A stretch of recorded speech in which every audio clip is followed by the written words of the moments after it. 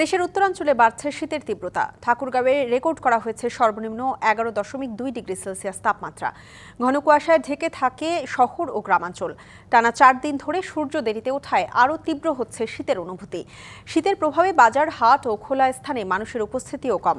উত্তরের জেলা পঞ্চগড়ে ঘন কুয়াশা আর হিমেল বাতাসে শীত অনুভূত হচ্ছে বেশি।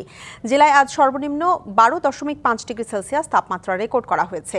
সন্ধ্যার পর থেকে ঘন কুয়াশায় ঢাকা পড়ে পথঘাট। রাতভর বৃষ্টির মতো ঝরতে থাকে কুয়াশা। কুড়িগ্রামে 1 সপ্তাহ ধরে সর্বনিম্ন তাপমাত্রা 12 ডিগ্রি সেলসিয়াসের আশেপাশে। বিপাকে খেটে খাওয়া মানুষ।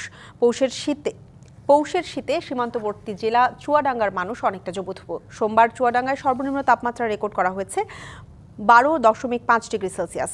এ সময় বাতাসের আর্দ্রতা ছিল 97%। হাসপাতালে বাড়ছে ঠান্ডাজনিত রোগ।